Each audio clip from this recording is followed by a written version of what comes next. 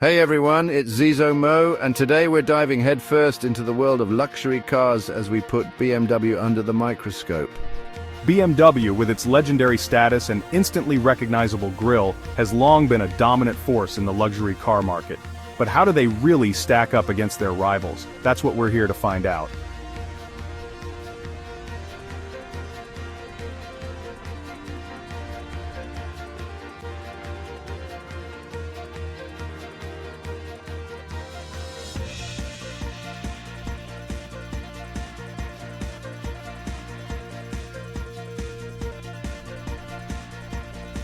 Get ready for a deep dive, folks. We're talking about 0 to 60 times, cutting-edge tech, controversial design choices, and of course we can't forget about those dreaded reliability ratings. Buckle up, it's going to be a wild ride. Let's be honest, folks, when you think BMW, one word probably comes to mind: performance. For decades, BMW built its reputation on building cars that were, above all else, exhilarating to drive. But in today's hyper-competitive market, can they still hold on to that crown? BMW's inline-six engines are known for their smooth power delivery and eager-to-rev nature. And you know what? They're still pretty darn good. Take the new M3, for example. Its 3-litre, twin-turbo inline-six cranks out 503 horsepower, launching it from 0 to 60 in 3.4 seconds. But what about when the road gets twisty? BMWs are still known for their sharp handling and near-perfect weight distribution. So yeah, in a straight line, these cars are all seriously quick. BMW still makes some seriously fast and capable cars, but Audi, Mercedes, and even Lexus with their F-Sport models are hot on their heels.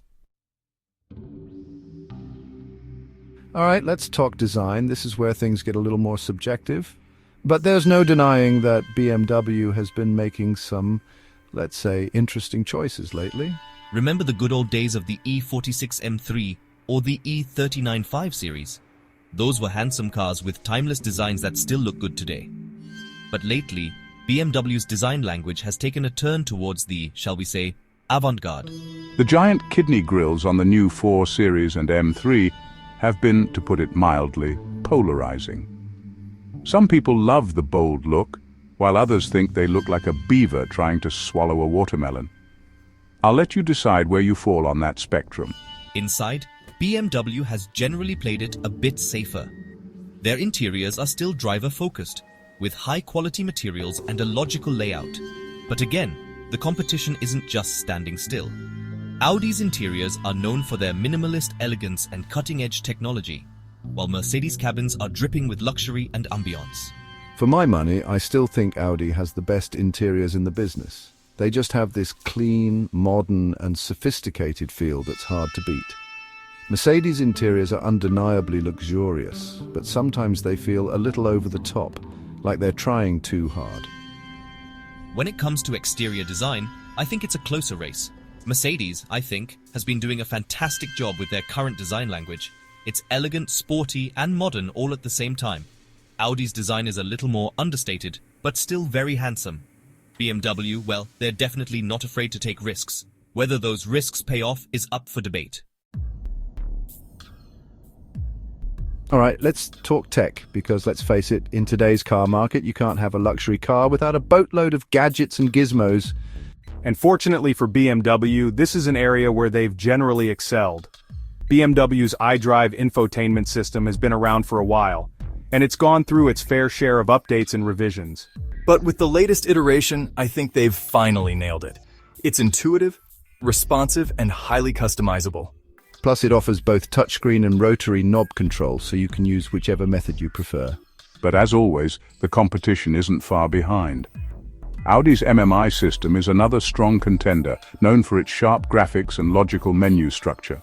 And then there's Mercedes' MBUX system, which is probably the most visually impressive of the bunch, with its massive dual-screen setup and augmented reality navigation. When it comes to driver assistance features, all 3 German automakers are pretty much neck and neck. You've got your adaptive cruise control, lane keeping assist, blind spot monitoring, and all the other usual suspects. However, I do have to give BMW a slight edge here for their optional driving assistant professional package.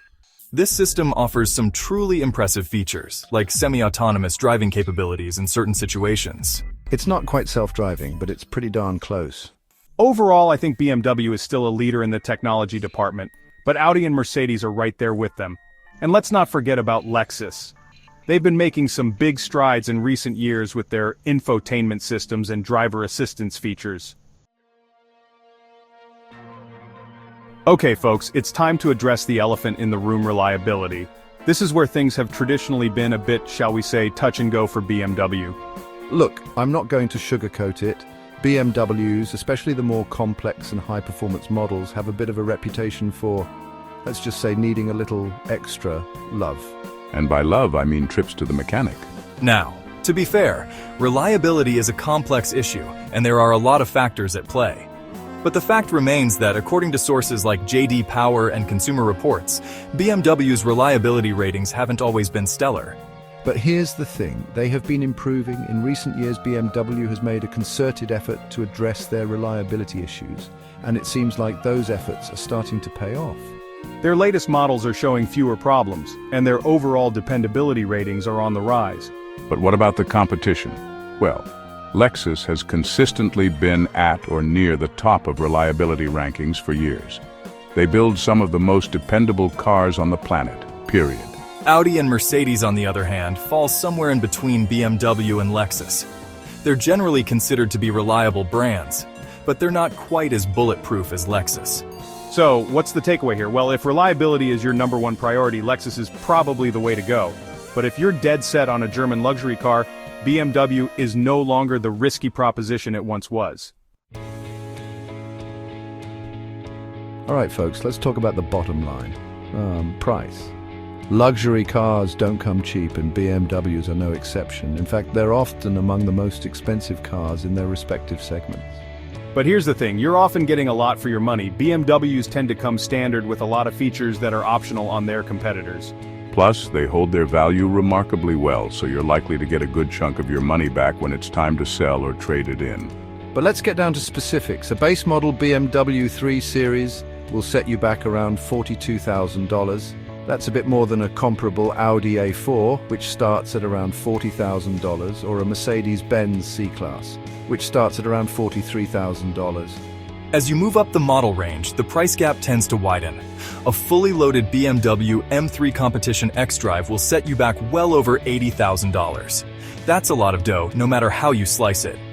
So is BMW worth the premium? Well, that's a question only you can answer. They're fantastic cars, no doubt about it, but you are paying a premium for that blue and white roundel. If you're looking for the absolute best value for your money, Audi and Lexus are probably safer bets.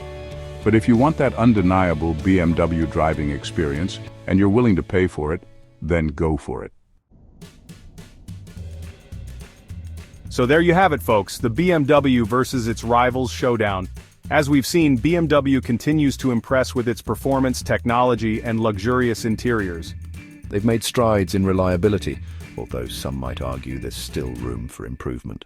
However, that iconic BMW driving experience comes at a price, often a premium compared to its competitors. Now, it's your turn to weigh in. Have you owned a BMW or one of its competitors? What were your experiences like? Share your thoughts in the comments below. I'm genuinely curious to hear your perspectives. And hey, if you enjoyed this automotive deep dive, don't forget to give this video a big thumbs up and subscribe to the channel for more car reviews, comparisons, and all-around automotive goodness. Until next time, folks, keep those engines revving.